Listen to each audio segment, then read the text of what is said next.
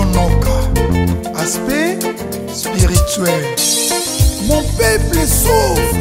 C'est le moment de stopper l'hémorragie de la souffrance du peuple congolais. People of Congo, you have suffered for too long. Stand up and make a difference. It's a time for change. Thank you, Derbinoka. Congo, Congo. Baseleki. Congo, Congo. Baseleki. Peuple azali kolela. Baseleki. Likola ba politicien ya moyibi. Baseleki. Likola ba politicien ya kanyaka. Baseleki. Congo, Congo. Baseleki. Congo, Congo. Baseleki. Peuple azali kolela. Baseleki. Likola ba politicien ya moyibi. Baseleki. Likola ba politicien ya kanyaka. Baseleki. Congo, Congo. Baseleki. Congo, Congo. Baseleki. La justice élève une nation. Mais comment la justice peut élever le Congo au moment où les députés, les sénateurs, les ministres gagnent plus que les magistrats? C'est pour cela qu'il y a la réjouissance de l'impunité chez les Koulouna en cravate. C'est le moment d'appliquer le principe d'isonomie. Mikolo nyonso koyoka massacre na Beni Ituri Minembwe kokende mikolo nyonso koyoka Bayibi ba million na mboka Bandela ezate Dele sage Miami Koba Peuple azali kolela Baseleki. Likola ba politicien ya moyibi Baseleki. Likola ba politicien ya kanyaka. Baseleki. Aspect spirituel télévision vous présente Yasikana 4 RDC Slide Fight Championship. Pour na participer, eza facile. Ça la vidéo ya 1 minute. Pesa komo na yo, point na yo, HP commune. Au quotidien yango na WhatsApp ya numéro plus 44 74 40 46 69 64. Avec Slide Fight, ba million ya francs congolais et loko pamba. Bonjour Mbote balandi émission question time ndenge nalobaka l'heure des questions tango ya mituna question time le peuple gagne toujours le peuple souverain émission bolingango na kin émission ezoloba ba vérité ezoyamba bato bazaka na souci ya mboka na bango bato baza na souci pe lobby Congo pe ekoma neti ba mikili ya poto bokokamwa te na lombango nayambi mosali monene ya Nzambe Mosal ton Mosal Nzambe po anayambaka bato pamba te nambaka ba combattant ba politicien ba sango batu nyonso tout peuple ba commerçant mais lelo na mbeli bino mosali monene ya Nzambe ya monene na kombo ya Apôtre Ngonga Mbambe azali na église na kombo nango Sion International eza basé na Kinshasa précisément na Lemba Matete na bypass yemoko ko expliquer et puis a na mboka Angleterre ndele lelo to solana ya situation politique ya mboka na biso po azape mwana mboka alalaka alamukaka pe na souci ya mboka mbote Apôtre Ngonga Mbambe mbote PDG Mishonoka. Merci minga Apôtre Mbambe ezamba liboso to yamba yo na émission na biso ya question time eza émission mingi et parlera sur politique, sociale, culture, nyon surtout pour le développement mboka. Souci émission et salami toi na souci mboka na biso comme appelle quoi mboko ya poto. Ata to comme à 100% mais ata 50%. Yango to ça émission. Mais avant to banano to ngito yeba Apôtre Ngonga azali nani opesa moi parcours na yo na mokuse ozali nani, apôtre Ngonga azana bana combien, apôtre Ngonga asalaka nini, asala nini, apôtre Ngonga pe na poto azosala nini, malgré nga na yebi ozo continuer ko kamba ministère menengi ba yeba apôtre Ngonga penza za nani na bao baza ko découvrir yo lelo. Merci PDG Mission Oka. Apôtre Ngonga azali moto lokola bato nyonso. Apôtre Ngonga aza musala nzambe lokola basala nzambe nyonso. Et apôtre Ngonga azali kolona moto nyonso te. Et nzambe nde na ngolu na ye azokobatela biso. Bo mituno tuni soki nazali nani, nazali kaka apôtre musala nzambe ndenge lobi. Et puis depuis des années, plus de 40 ans, on a usala nzambe wana bana nazana bango. Et puis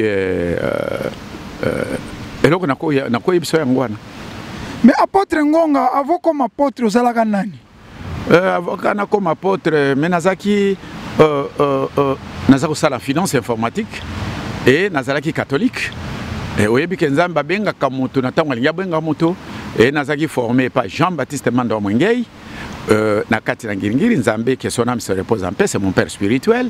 Et à sa kufanaye Ye Jean-Baptiste azalaki moto bazako travailler na ba yedi na bala na batoyo na nyoyo américain utaki wana Osborne na 70 et ben voilà na iko tomber na makolo na ye na ndenge nzamba tombola kingai et longyo yo bato ba moni yango ba yebi ke nazali formé na Jean-Baptiste Manda oyo nzambe azwa mulimu na ye ke son âme se repose en paix yango na nazo continuer le banzambe lelo na tika finance kala na Kinshasa mais le banzambe ne meminga iko na sa nzambe voilà bref na kuko yebisa yo et apôtre Ngonga zandengwana.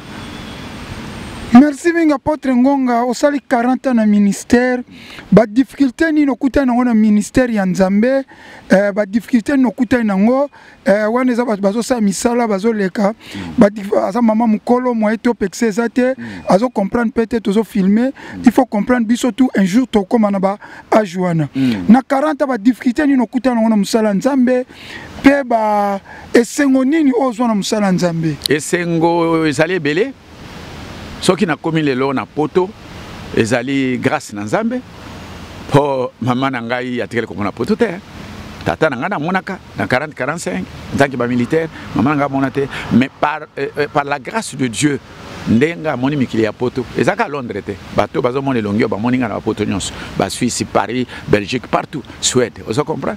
Bon, et c'est nzambe na moni ba grâce na nzambe belé. Na lobi que au tuningai po depuis 40 ans, il y a malamu nini ngana moni na mabeni na moni na ya malamu ngana moni kelelo na zami kia poto grâce à Dieu.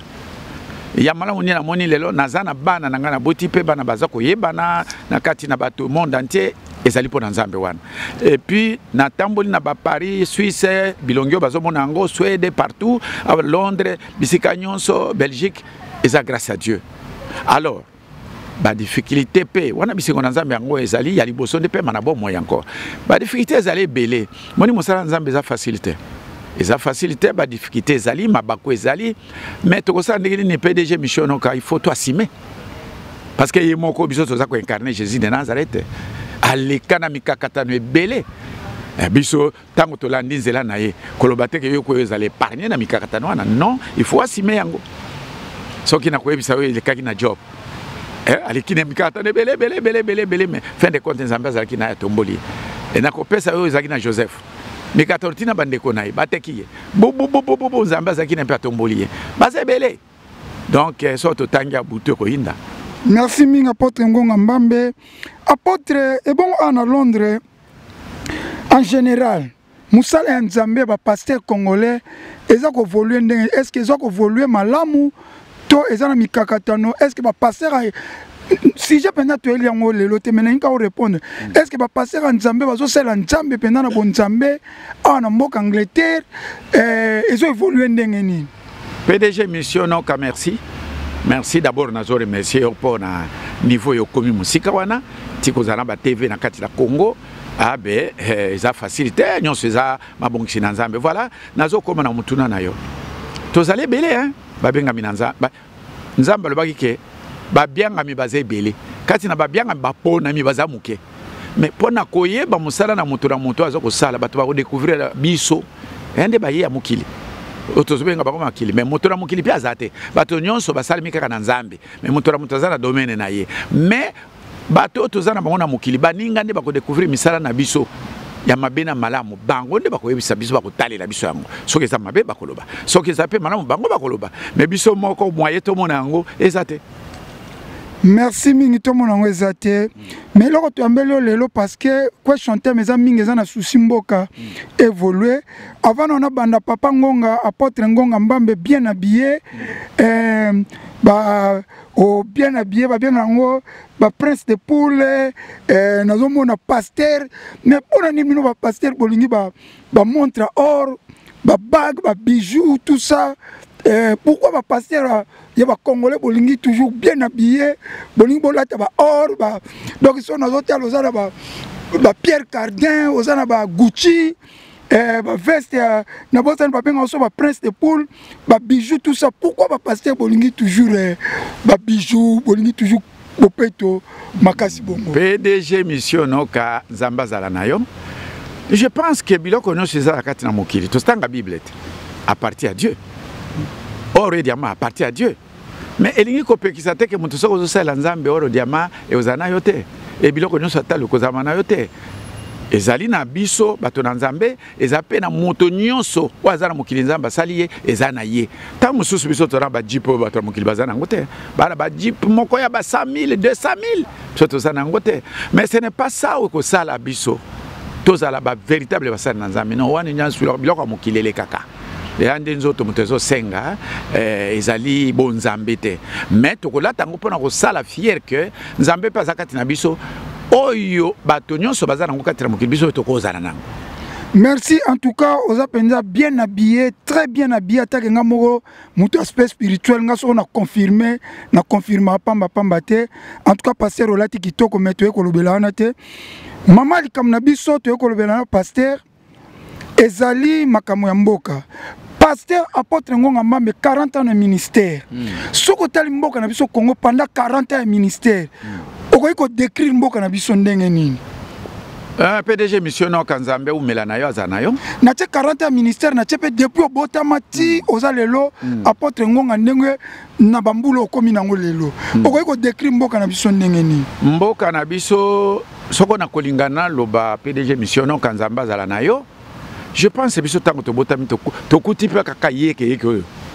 To botami to kuti ka yeke ono ebandaki na premier ministre Lumumba, o ebandaki ba bato ba coloniser biso, o ebandaki Mobutu ekokota, o ebandaki président Kabila kote, o ebandaki to komina fils Kabila, o komina na Tshisekedi Tshilombo. Et loko na ningi na biso yango. Lika monyo seza na tango na yango. Même na période de la bataille sur Natanga wa ate salimi ya malamu te. Mais oyo bana biso tozo bota na bango bazo yasima eloko balonge kozala. C'est-à-dire ngana biso ke likambo nyonso fezela tana nzambe. Tana nzambe. Parce que tokoyi kolobela ba politicien boena ba kolongola politicien na batie wana. Oya zakolo ba mingi. Eloko moko pe kotambola ezate balongoli oyo tie ba tie kuna to balongoli président oyo ba tie président oyo balongoli président eloko pe kotambola ezate alors eloko toko sala nini esengeli mabolongo na biso ezalaka na nzambe pona kosenga ngolu grâce na nzambe pona mboka wana qu'un jour nzambe atalisa mboka wana ekoko koma ndenge ni po bato bazana esengo bazana kimia. On comprend. Donc peut-être pe bamboka nyonso pe ezali kaka lokola mboka na biso mais biso to bana na bamboka wana te. Mais apôtre, tes abongo te Éthiopie tozaka koseka na ba Somalie. Soko ken Éthiopie bazaka kosenga bambongo na ba victoire tant tozokola. Mais Éthiopie otali lelo boye, marqué bazaka ko poto te mozo senti bazana ba infrastructure, banzela malamu, ba aéroport malamu, bazana ba transport. Sénégal lobby ezoko évoluer. Okoloba nini? Na koloba boye totika ba combat ya kosalana. Totika bitumba, totika haine, totika jalousie.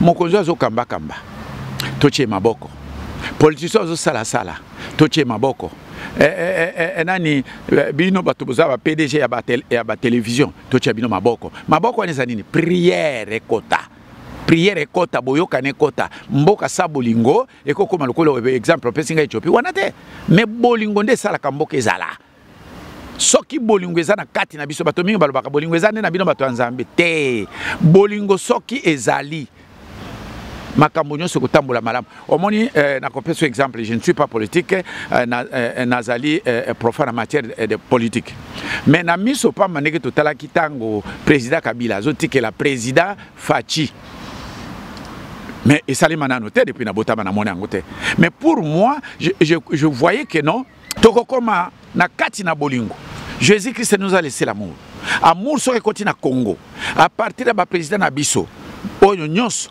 na boyo bazosala na boyo nzambe alobi te bazwa na mwa repo epe bakozonga na ba politicien na ba oyo bato nyonso ba pasteur ba PDG na biso ba télévision do bandimi na suka soko bolingo bomoko toza soudé tokokoma ta tokomi lokwa bato poto te tokokoma na ba lokwa ba Ethiopia moni wana rapport Ethiopia na mona kango liboso ezangi bongo te mais tokokoma mishonoka mais amour epesa na biso na ba stade nyonso vous comprenez le qu'on a quoi et puis ma bonde les cas et pas dans Zambie kolela yeli kaminge pas dans Zambie zamba ko yokela biso merci kolela le kaminge mais toleli Congo so sambela trop batu bazolela mais nebi ke nzamba yoka parce que épargner biso no ba guerre belé mais côté nzala côté souffrance bopito mais nzamba ayoke biso kana ba guerre mais ndenge nini nzamba abandonné na lobi nzamba abandonné biso boye pourquoi nzamba ndika zoka biso te na kolela Congolais zo sambela tongo midi pourquoi mais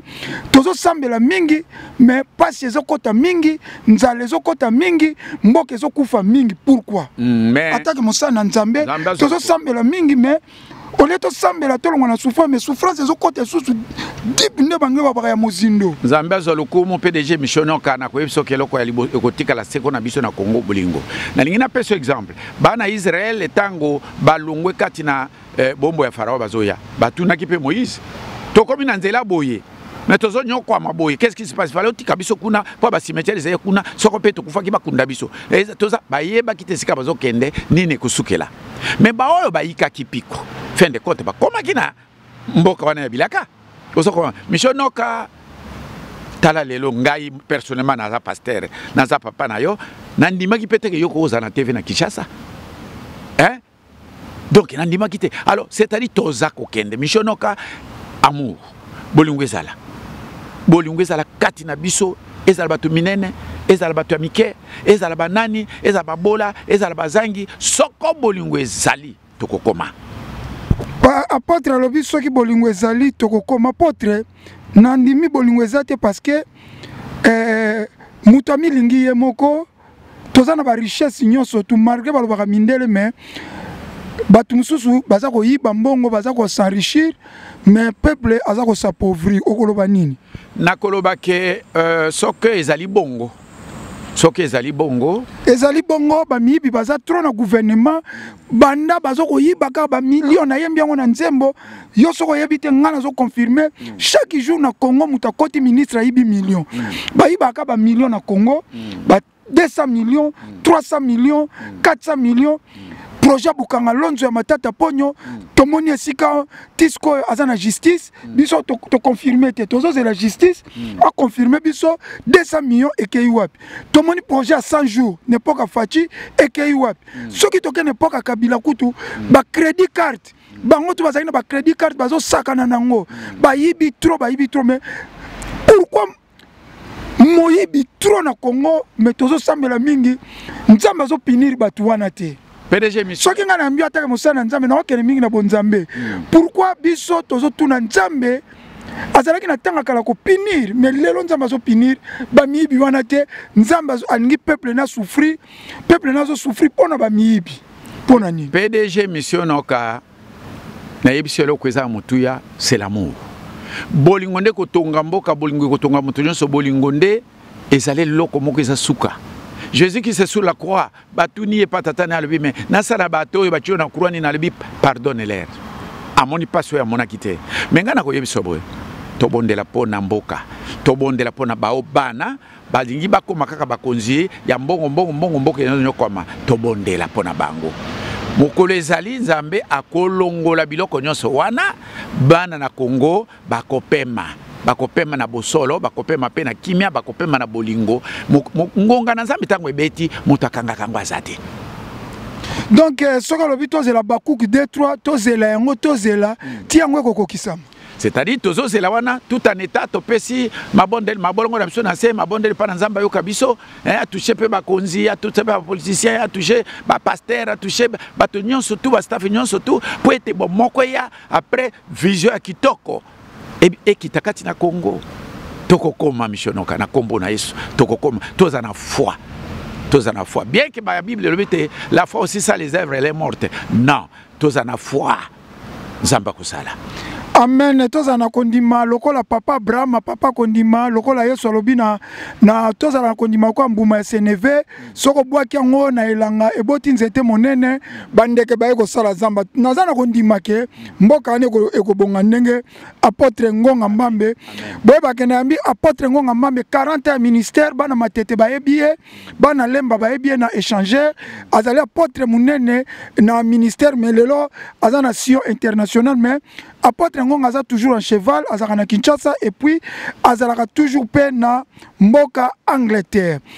Apôtre Ngonga Mbambe nalingi na tuna motuna moko ba guerre komi na mboka Rwanda attaqué biso ça fait plus de 20 ans mais azalaki ko wanga na melelo communauté internationale nyonso tout ba condamné que yem attaqué biso koloba nini. Bon, oyebi missionoka ka eloko na uti koloba na te nazo tourner sur bolingo. Tu allais on a ba voisin Angleterre bazali. Ba Irlande bazali, hein? Ba France pe bazali, tous ba Suisse pe bazali. Mais ça question à bolingo, ça question ko yokana. Ba Rwanda batake biso, ndenge bino bozoloba. Mais ba Rwanda na baza ba nebo ndenge ba anglais balobi, baza ba voisin, baza ba ndeko na biso. Mais eloko ezo baza kwa soko ba kwa attaquer. Ezo bakwataki pour kozanga bolingo biso biso ko to kwataki kozanga bolingo yango mona zo tourner mission noka soko bolingo ezala ba voisin ezala biso au Rwanda na biso to alika posono ala tuza eloko moko mais le ezo zanga biso ni c'est l'amour sikoyo guerre ezo silate mais le communauté internationale yo sabi ke ba Rwanda attaqué biso malheur ka biso mo ba continue biso ko iba mbongo. Donc pillage côté partout to baka Rwanda te nakolo bake mokili mo batie misu na Congo ko iba matière à Congo pona nini les Américains les Français les Africains tout et comme place na bango ya ko piller ko iba mebiso moko toza ko s'appauvrir.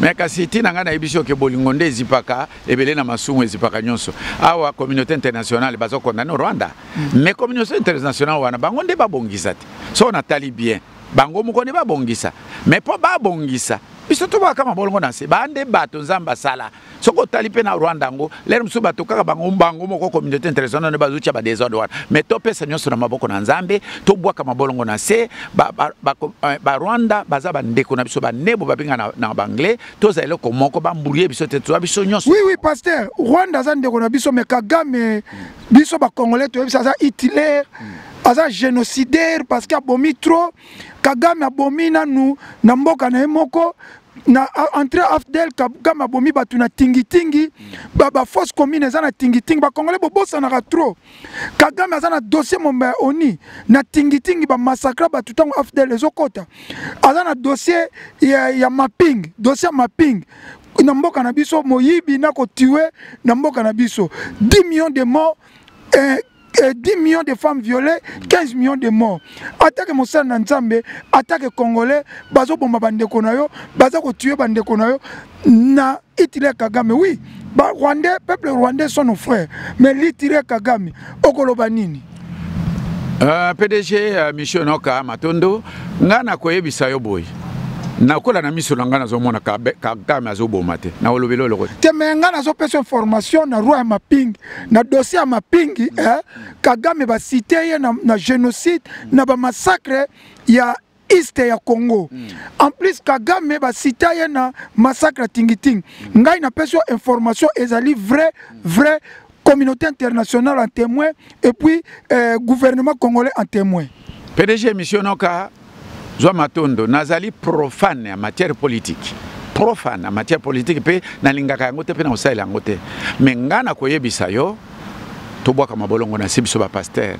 To yeba ko sambela même pona bo Rwanda pona ba konzi nyonso wana ozotanga. Mais ba konzi biso ya Congo, mais ba konzi pe ya ba internationaux wana. To bondela pona bango parce que nzambe soka ko toucher bango nyonso wana te. To kokoma kaka kaboyi. Donc nzambe a touché ka bango nyonso wana, peut être tozala eloko moko bolingo ezala. Osa comprendre.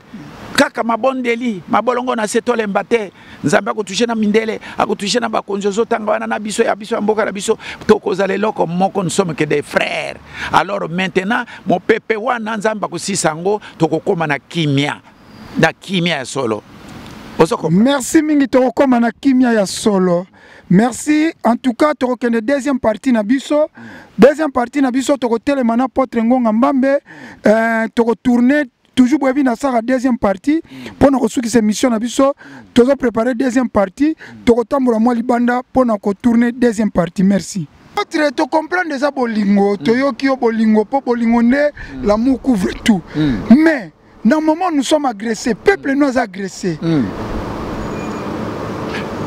Kaka bolingo. Moment où tu l'obé te PDG Michonoka, Yomokolobi, peuple les a agressés. Mais je pense que le peuple wana baza gouverner na bato, ba gouverner na banyamate. Ce qui bato yo baza ko gouverner biso ba peuple bomnike réel mais ali bongo. Eh ben, réaction za bango. Et ça peut Nzambe. Mais biso tozolo ba Nzambe po Nzambe zaka terrible.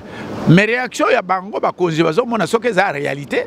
Bango nde ba koyeba yeloko nini ba kozo. Ba pesa loko réponse. Mais biso basali na Nzambe mabolongo toujours na se. Kolela kaka na se et pas na Nzambe. Nzambe te nde akopesa réaction akopesa kimia.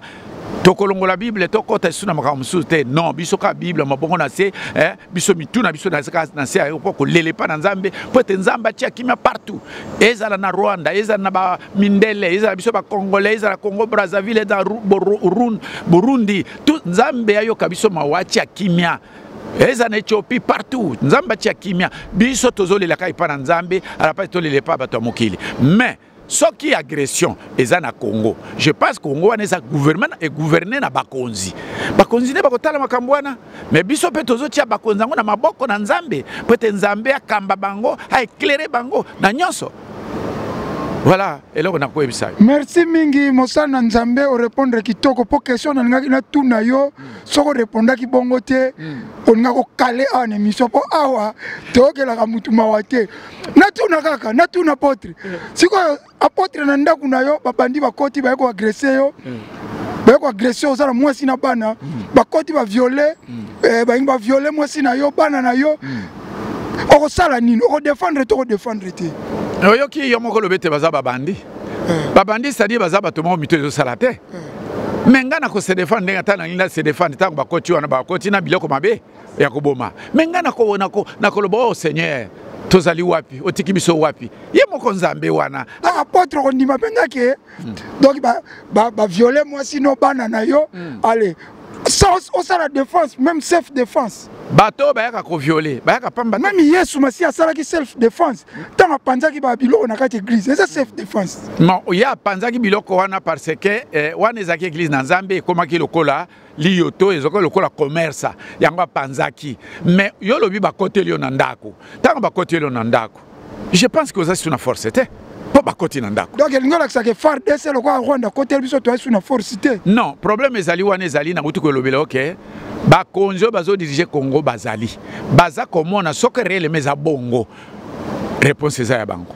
Merci minga apôtre Ngonga za clair na ngaka na bouger apôtre po soko ye awa esenga moi a to ka mawate to lo ba nyoso ebimi apôtre lobi na bakonzi ba baza ko gouverner ezande bino nde bo sala réaction parce que bozana mapinga armée ezali pona ko défendre mboka police eza pona ko défendre ko battre la peuple na ba bien naye service à renseignement eza pona ko so information ko fournir na armée partout que nous sommes attaqués eza apôtre aza clair eza na maboko na bino bango bazakaka babondela po ba soda na biso e balonga etumba apôtre Ngonga Mbambe na kotika oboete lelo mimi charge ya ba ndeko na nyonso ba pasteur o mimi charge ya ba kakenza awa ponga na tanga ka ba kombo parce que nga na tinda ki bango ba yeba na te na Congo na tinda ki bango te ne tu apôtre na zuyo po yebani na mboko Angleterre aux apôtres munene o mimi lelo charge ya ba kakenza awa na émission oyo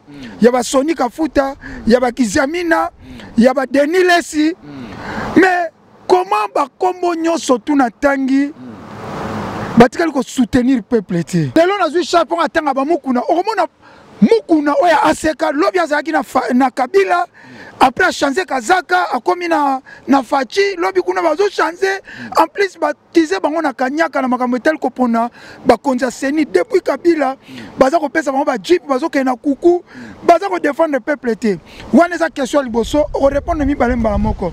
Deuxième question tout le monde ba catholique ba sango bazo la bolingo bazo marcher pour na peuple pour intérêt peuple nanu to mona bino ba pasteur na tio po yonde na yambio na yebi ko na poto mais mingi na zolo bela oya Congo eza yote nanu to mona ba pasteur te po ana yebi bo marchaka seri makambo za ngine ba pasteur ya Londres ba marchaka mais ba pasteur wana ya Congo on atangi ba komo nazo tanga Kiziamina Soni Kafuta Kakenza Denis Lesi Mukuna baza ebelo na yebi mais nanu ba marcher te pour na peuple wana eza deuxième question pourquoi catholique azo marcher bango bazo marcher te mais bango beto akize bango na Kanyaka. Deux questions.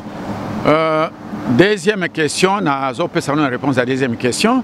Bato yozo tangwana bazali ba ben grand serviteur de Dieu, ba grand serviteur de Dieu na Congo na ibi pe bango, na ibi Soni Kafuta, na ibi Albert Kankenza et yepa ibinga so tale longi. Na yebi ba yebi parce que ça ko tale longité 40 ans na ministère, oningisa ki lemba, oningisa ki matete, oza musa na nzamba munene, ezande ka poto, ovanda na poto, yango moni moyo za la net bango pesate. Ngana koyebisa yo ke PDG Mishonoka ngai nazali profane en matière politique et puis nalinga pe politique était et mokolo moko ba omone longi nanga na politique était nalinga ngote mais bango bazokota politique bato wana ba sana nzambe minene wana soko bango bazokota politique c'est que nzambe muto permettre bango bakota te nzambe te bazokota pona Kanyaka lobata msuyo ngolo bate mengana soko bazokota politique pona Kanyaka bazo ba jeep ba 50,000 natanga ba vote ya ba président Seni baza corrompu baza na consensus baza ko bima na au peuple lingité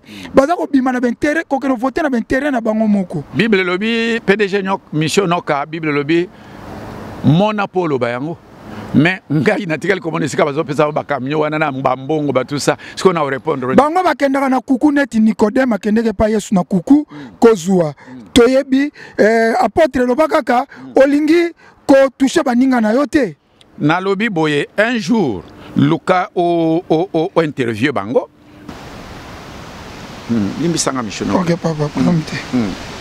Apôtre na monika ozo kotela bango pa bazabani. Bozana bino ba basa nzambe to ndengeni. Ponga na zo peuple ayebi ka bazwa Kanyaka na butu bazwa ke pa Kabila même ti lelo bazaba ba Kanyaka. Bon, le moment que tezo l'accès bazo défendre peuple. PDG missiono ka webi mokile lingi pe koloba. Lelo na lobby ba komona na ba jeep na musalo salo. Bayeba kite ke pezo souffrir pour na ko interview bato ko luka mike so babona jeep ye moko komi pe moto ya Kabila komi te ngai na koloba bien ke ngai déjà ba jeep apôtre na sina somba ba jeep afana sala makamba TV na tambola dia na ba jeep na tambola ba cheval blanc donc naza déjà bien naza na poto moi suis bien naza na ba mituka naza na ba jeep donc jeep lo belinge logo te parce que ngana obundela peuple donc naza na ba jeep naza na ba ndaku ezane tu apôtre ozana otambola na ba jeep na yebio lelo te ba jeep ekolobelo loko te ndako kolobelo kote soki muta moninga na jeep naza déjà na jeep kombo nango na tambaka dia na jeep kombo nango Pakasa bana masina bayebi Pakasa bana Londres bayebi Pakasa jeep na tambaka nango ngana pesa ba camion nango kombo nango bakombo na landa respect Kofi naza na jeep kombo nango Pakasa na tambaka na voiture kombo cheval blanc na tambaka na bepervier siko nazo luka pena somba nini oyo na somba Colombe. Donc il y a un bon ya poche. Mais bango apôtre ozo batela bango kaka. Te PDG missiono ka ko batela moto c'est trop dire.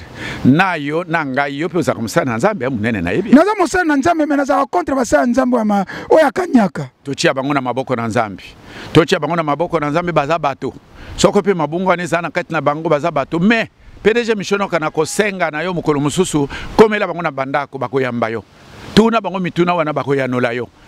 Po ngana za profère en matière politique na mona kapesi ka bakendo kozwa ngote mais sikoyo na ko confirmer lo konini po na ngana ko biso soka ezali bongo to boka mabolongo na se po na bango Nzambe a éclairer bango yo zwata l'équipe na yo bon mona moko bo interviewer bango et puis bo se conseiller kati na bino po to kene de lava eloko na kosenga na yango wana Soni Kafuta Kiziami na mukuna bosaka ba interview mais nazana posa bosa interview na ngai bosala na ngai interview soki bosa na ngai interview te ngana ko banda ko lobela bino kaka bosa basa nzamba kanyaka il faut boya ko loba nazana mituna na tuna bino est ce que bosa ya kanyaka to bosa ya kanyaka te na sengi na Soni Kafuta Kiziami na Kakenza Denis Lesi mukuna bandimi na bango bozoyo kangai bokene koyebisa bango ke nazana posa nasala bango interview pourquoi va défendre le peuple était bon question musuna tuna ko répondre était catholique azo sa ba marche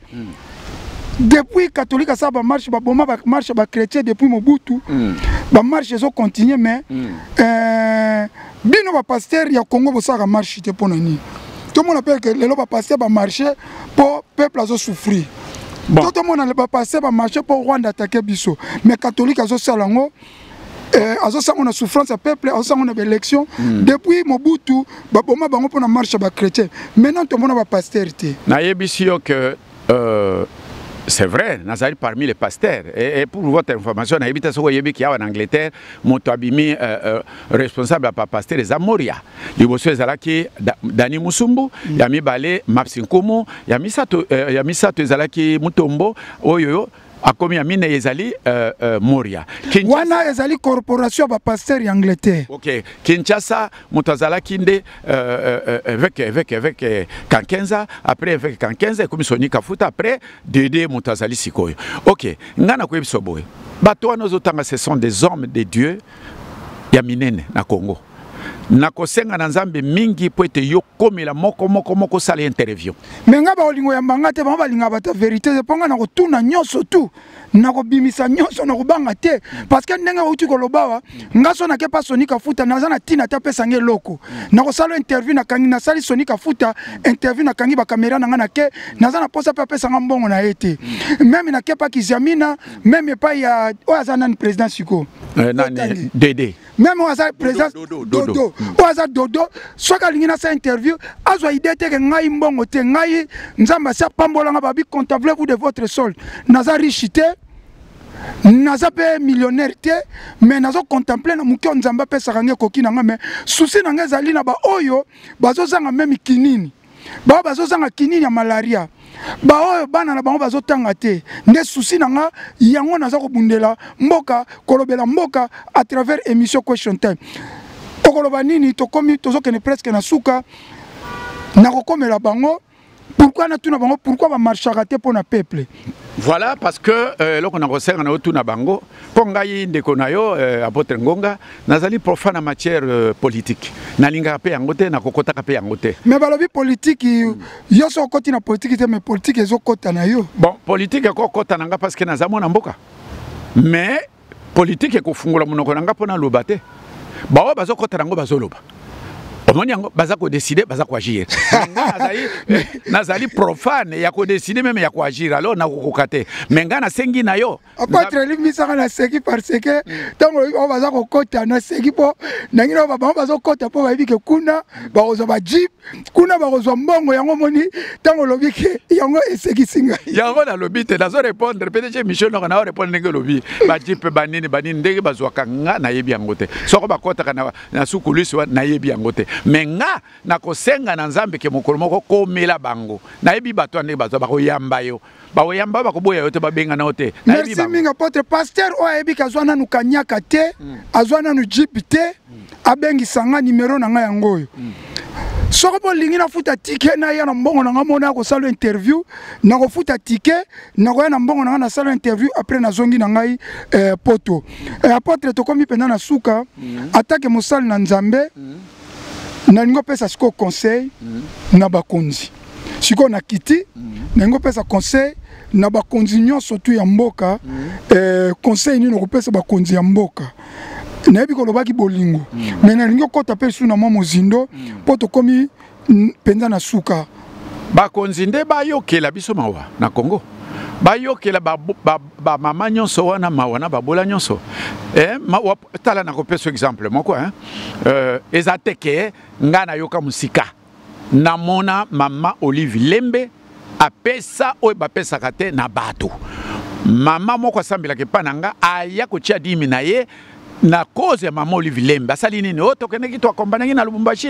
bona yede biso bona ale dimi na nga yango nga be o gloire di mama wana zamba batela ye mama Denise Nyakero na zwi chance ya okuta na bango nyonso wana te mais na yoki pe makambo na ko mo sala ngo me ba konjo nyonso mibali oyo ba konzi ya biso ya mboka ba yokela nde ba peuple mawa comme ça ba salelo comme ko peuple asepela omoni yango biso pe tokotika bakonjo na pamba te to bwaka mabolongo na sepo nzambala musabango a éclairer bango pokolela kolela suka wapi nzamba éclairer bango bazape na bana lokola bana nyonso alors bana pe bakoma pasteur lokola biso alors nzamba éclairer bango conseil na opesa bango tango bato bazoli la seki ya quelque chose malgré mabondo lesa na kati mabondo ne kota kati na bango na bandako na bango pe bango bayoka mapona peuple congolais basi lokola mibali Oba boti bango pe ba konjinyo swana bazali batata na ba mama congolais alors bayoka mawa poete Congo ezwa moi eloko moko ya kitoko mu pepe moko ya kitoko ekozala sengo mingi PDG missionoka na suki pona ko ebiso ke nzambe apambola nani émission na ya pambola TV na yo apambola yo parce que courage. Ça, c'est la bénédiction de Dieu. Amen. Ce n'est pas donné à tout le monde. Amen. Il n'y a pas quelque chose d'hasard. Les amis qui ont préparé dans Zambé. Amen. Allez de l'avant au nom de Jésus-Christ de Nazareth. Amen. Amen.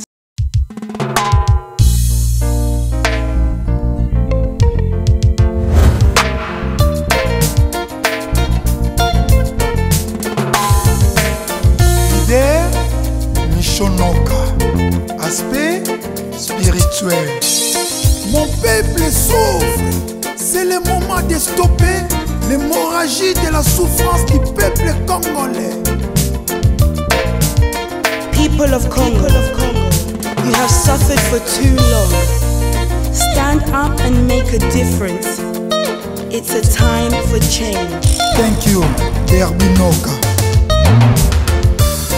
Congo, Congo, Baseleki, Congo, Congo, Baseleki, peuple azali kolela, Baseleki, likola ba politicien ya moyibi, Baseleki, likola ba politicien ya kanyaka, Baseleki, Congo, Congo.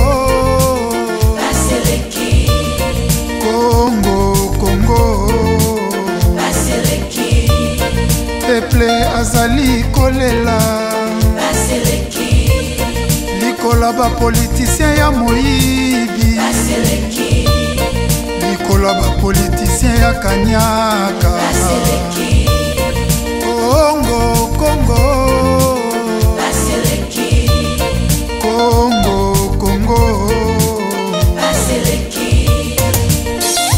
La justice élève une nation. Mais comment la justice peut élever le Congo au moment où les députés, les sénateurs, les ministres gagnent plus que les magistrats? C'est pour cela qu'il y a la réjouissance de l'impunité chez les Koulouna en cravate. C'est le moment d'appliquer le principe d'isonomie. Mikolo nyonso koyoka massacre na Beni Ituri minembwe kokende mikolo nyonso koyoka Bayibi ba million na mboka Bandela ezate dele sage Miami Koba peuple azali kolela Baseleki, likola ba politicien ya moyibi Baseleki, likola ba politicien ya kanyaka Baseleki, Congo, Congo, Baseleki, Congo, Congo.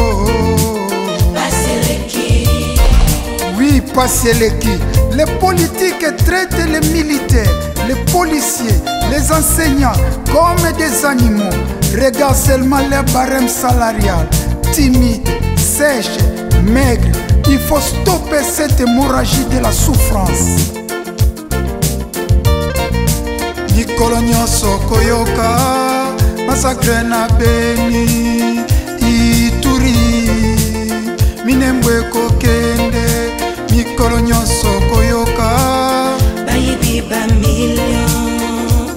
mboka kolia ya pasi kelasi hôpital ya biente Congo Congo Baseleki, Congo Congo Baseleki, peuple azali kolela Baseleki, likola bapolitisien ya moyibi Baseleki, likola bapolitisien ya kanyaka Baseleki, Congo Congo Baseleki, Congo Congo Baseleki, peuple azali kolela Baseleki, likola bapolitisien ya moyibi Baseleki, likola bapolitisien ya kanyaka Baseleki,